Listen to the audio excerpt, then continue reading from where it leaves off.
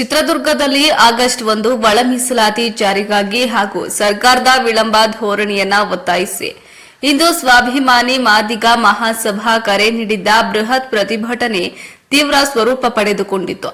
DC ವೃತ್ತದಿಂದ ಪ್ರತಿಭಟನೆಯಲ್ಲಿ DC ಕಚೇರಿಗೆ ಬಂದ ಒಳ ಮೀಸಲಾತಿ ಹೋರಾಟಗಾರರು ಡಿಸಿ ಕಚೇರಿಗೆ ಮುತ್ತಿಗೆ ಹಾಕಿದ್ರು. ಮಾದಿಗ ಮುಖಂಡರು ಹಾಗೂ ಸಂಸದರಾದ ಗೋವಿಂದ ಕಾರಜೋಳ ಮತ್ತು ಕೇಂದ್ರದ ಮಾಜಿ ಸಚಿವ ಎ ನಾರಾಯಣಸ್ವಾಮಿ ನೇತೃತ್ವದಲ್ಲಿ ಪ್ರತಿಭಟನೆ ಆರಂಭಿಸಿದ್ದು, ಚಳ್ಳಕೆರೆ ಸೂರನಹಳ್ಳಿ ಶ್ರೀನಿವಾಸ್ ಮತ್ತು ಮಾದಿಗ ಮುಖಂಡ ಜಿಎಚ್ ಮೋಹನ್ ಪ್ರತಿಭಟನೆ ಮುಂದಾಳತ್ವ ವಹಿಸಿಕೊಂಡಿದ್ರು.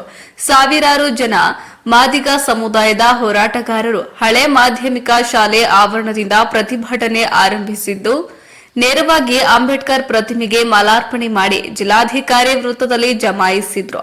ಈ ವೇಳೆ ಪ್ರತಿಭಟನೆ ಉದ್ದೇಶಿಸಿ ಮಾತನಾಡಿದ ಯುವ ಮುಖಂಡ ಜಿಎಚ್ ಮೋಹನ್ ಮಾತನಾಡಿದ್ದು, ಎಐಸಿಸಿ ಅಧ್ಯಕ್ಷರಾಗಿರುವ ಮಲ್ಲಿಕಾರ್ಜುನ ಖರ್ಗೆ ಅವರು ಅಂದು ಅವಳ ಮೀಸಲಾತಿ ಪರವಾಗಿ ಮಾತನಾಡಿಲ್ಲ, ಅವರು ದಲಿತರಲ್ಲವೇ ಎಂದು ಪ್ರಶ್ನಿಸಿದ ಮೋಹನ್ ಅವರು, ಕುಳಿತಿರುವ ಸ್ಥಾನ ದಲಿತ ಭವಿಷ್ಯ ಸಮಾಧಿ ಮಾಡಿದ್ದು, ಅಲ್ಲಿ ಅಂಬೇಡ್ಕರ್ ಭವಿಷ್ಯ ಇದ್ದು, ಬಾಬು ಜಗಜೀವನ್ ರಾಮ್ ಪ್ರಧಾನಿ ಹಾಗೂ ಭವಿಷ್ಯ ಇತ್ತು ಎಂದು ಅವರು ಹೇಳಿದ್ರು. ಮೊಟ್ಟಮೊದಲು ಮೀಸಲಾತಿ ಜಾರಿ ಮಾಡಿ ಮೈಸೂರು ದೊರೆಗಳಾದ ನಾಲ್ವಡಿ ಕೃಷ್ಣರಾಜ ಒಡೆಯರಿಗೆ ಮುಖ್ಯಮಂತ್ರಿ ಸಿದ್ದರಾಮಯ್ಯ ಸ್ಪರ್ಧೆ ಓಡುತ್ತಿದ್ದಾರೆ. ಕಳೆದ 30 ವರ್ಷಗಳ ಕಾಲ ದಲಿತರನ್ನ ತುಳಿದು ರಾಜಕಾರಣ ಮಾಡುತ್ತಿರುವವರೇ, ಮುಂದೆ ನಿಮಗೆ ತಕ್ಕ ಉತ್ತರ ಕೊಡುತ್ತೇವೆ ಎಂದು ಎಚ್ಚರಿಸಿದ್ರು. ಮಾದಿಗ ಸಮುದಾಯದ ನಾಯಕರಾದ ಕೆಎಚ್ ಮುನಿಯಪ್ಪ ಅಧಿಕಾರಕ್ಕೆ ಅಂಟಿಕೊಳ್ಳದೆ ರಾಜೀನಾಮೆ ಕೊಟ್ಟು ಹೋರಾಟಕ್ಕೆ ಬನ್ನಿ ಎಂದು ತಿಳಿಸಿದ್ರು. ಅಲ್ಲಿ ಮುಖಂಡರುಗಳು ಮೀಸಲಾತಿ ಜಾರಿ ಮಾಡದ ಕಾಂಗ್ರೆಸ್ ವಿರುದ್ಧ ಕಿಡಿಕಾರಿದ್ರು. ನಂತರ ಬ್ಯಾರಿಕೇಡ್ ತಳ್ಳಿ ಏಕಾಏಕಿ ಡಿಸಿ ಕಚೇರಿಗೆ ನುಗ್ಗಿದ್ರು.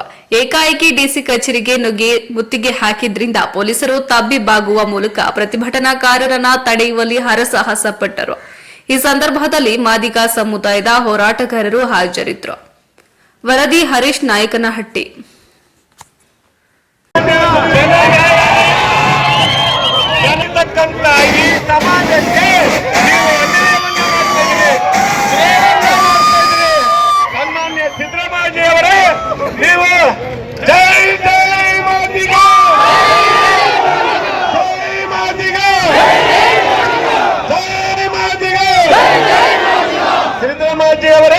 ನೀವು ಅತಿ ಈ ಸಮಾಜಕ್ಕೆ ನೀವು ಅಹಿಂದ ವರ್ಗದ ನಾಯಕ ಅಂತ ಹೇಳ್ತೀರಿ.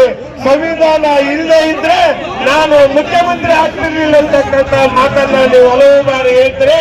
ಶೋಷಿತ ವರ್ಗ ದಲಿತರಿಗೆ ಬಡವರಿಗೆ ನ್ಯಾಯವನ್ನು ಒದಗಿಸಿಕೊಟ್ಟಂತ ಒಂದು ಧೈರ್ಯ ತಾಳ್ಮೆ ನಿಮ್ಮಲ್ಲಿ ಇಲ್ಲಲ್ರಿ ಮಾನ್ಯ ಸಿದ್ದರಾಮಯ್ಯವರೇ. ನೀವು ಬೇಕಂತೇಳಿ ನಂತರದಲ್ಲಿ ನಾವು ಉಗ್ರವಾದ ಈ ಸಾಂಕೇತಿಕವಾಗಿ ಒಂದು ಮೆರವಣಿಗೆ ಮಾಡಿದ್ದೇವೆ.